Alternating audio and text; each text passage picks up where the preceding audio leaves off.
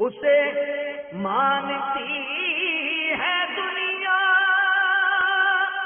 اسے ڈھونڈتی ہے منزل، رہے عشق مصطفیٰ پہ جو غلام چل رہا ہے۔ السلام علیکم ورحمۃ اللہ۔ پیارے بابا جان، وعلیکم السلام۔ میری آپ کی بارگاہ میں یہ عرض ہے کہ مجھے دعوت اسلامی کے محکمہ ماحول میں آئے ہوئے صرف 2-3 ماہ ہوئے ہیں۔ میں دنیا کی رنگینیوں میں بڑا کھو چکا تھا۔ الحمدللہ دعوت اسلامی کے مدنی ماحول میں آ کے میں نے 30 دن کا اعتکاف کیا ہے مرکز الاولیاء لاہور میں۔ اور باپا جان، میرا آپ سے یہ سوال ہے کہ کورٹ میرج جائز ہے؟ کورٹ میرج آدمی جب ہی کرتا ہے کہ جب اپنے ماں باپ سے خطرہ، اس کے ماں باپ سے خطرہ، تو یوں مطلب ہے کہ جنگ عظیم کا اندیشہ ہوتا ہے جب جا کر کورٹ میرج کرتا ہے، ورنہ سب کو مزہ آتا ہے کہ میں شان و شوکت کے ساتھ گجرے پہن کر اور مطلب وہ سینکڑوں باراتیوں کی دھوم میں بارات میں چلوں۔ تو یہ ایک ایسی مجبوری ہوتی ہے جس سے کورٹ میرج کرتا ہے نفس کے ہاتھوں مجبور ہو کر۔ تو یہ اس کا تو ہم انہیں حوصلہ شکنی ہی کرتے ہیں کہ کورٹ میرج نہ کریں، بلکہ اپنے ماں باپ کو اعتماد میں لیں، دونوں خاندان اعتماد میں ہوں اور ماں باپ کی پسند کی شادی کریں تاکہ آپ کے گھر میں فساد نہ ہو، ماں باپ کی دل آزاری نہ ہو، خاندان کی بدنامی نہ ہو۔ بہت بدنامی ہوتی ہے خاندان کی، جو کورٹ میرج کر دونوں خاندان بدنام ہوتے ہیں تو بہت نقصان ہوتا ہے اس سے۔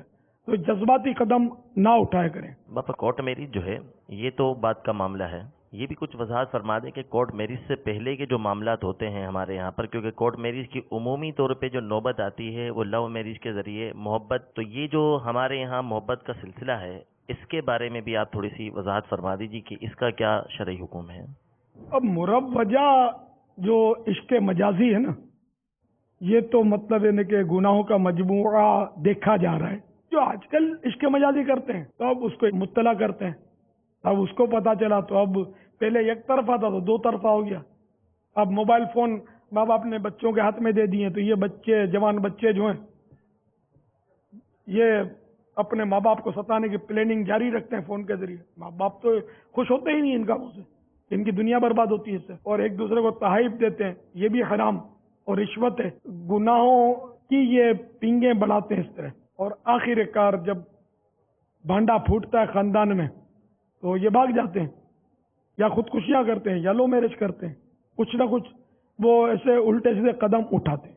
اس لیے شروع سے یہ اپنی اولاد کو کنٹرول میں رکھنا چاہیے۔ میں تو واقعی اتنا ڈرتا ہوں، یہ خاندان والے جو بچے بچیاں کھیلتے ہیں نا آپس میں تو اس سے بھی کتراتا ہوں۔ بچی دیکھو اب بھی نہ سمجھ ہے، اب یہ 6-7 سال کی ہو گئی ہے اور یہ 7-8 سال کا یہ بچہ ہے، بھلے کزن ہے کوئی بھی ہے، یہ کھیلتے آپ خوش ہوتے ہیں، پکی دوستی ہو گئی، پھر آپ الگ نہیں کر سکو گے۔ پھر یہ بھاگ جائیں گے، کورٹ میرج کریں گے، خودکشیاں کریں گے، کہ آپ کو مار ڈالیں گے، مار بھی ڈالتے ہیں ماں باپ کو، پھر بھلے سریوں کے پیچھے پھانسی کا بندہ، لیکن جذبات میں کر ڈالتے ہیں۔ تو اس لیے وہ بولتے ہیں نزلے کو روکو اگر بخار سے بچنا ہے۔ تو پہلے سے ہی بچیاں جو ہیں وہ بچیوں کے ساتھ کھیلیں اور لڑکے لڑکوں کے ساتھ کھیلیں۔ میری چلے گی کچھ بھی نہیں، مجھے پتہ ہے، ابھی تو بچہ ہے، ابھی تو بچے ہیں، ابھی تو بچے ہیں، 12 سال ہو گیا، 14 سال ہو گئے، 15 سال ہو گئے، بچے رہتے ہیں۔ تو یہ ماں باپ کی معلومات کی کمی کی وجہ سے یہ لوگ ایسا کرتے ہیں۔ تو اپنی بچیوں کو اپنے خاندان کے بچوں سے بچاؤ۔ ہاں، بھائی بہن کا معاملہ اس میں کوئی حرج نہیں ہے، لیکن چاچا ماموں کے جو ہے ان میں تو ہے پردہ نا، اب بھی پردہ نہیں ہے جب تک یہ چھوٹے چھوٹے نابالغ ہیں۔ جب بالغ ہو جائے تو پردہ تو ہوگا نا، شریعت پردہ نافذ کر دے گی، کیونکہ ان میں شادی جائز ہے۔ اب یہ کہ اگر آپ شادی نہیں کرنا چاہتے ہوں گے تو یہ پھر فساد ہوگا، پھر اس کے لیے تیار رہیں۔ کاش کہ دل میں اتر جائے میری بات۔ آمین۔ واللہ تعالی اعلم ورسولہ اعلم، عز وجل وصلی اللہ تعالی علیہ وآلہ وسلم۔ صلو علی الحبیب صلی اللہ تعالی علی صلی محمد۔ اللہ تعالی علی محمد۔ اسے مانتی ہے دنیا، اسے ڈھونڈتی ہے منزل، رہے عشق مصطفیٰ پہ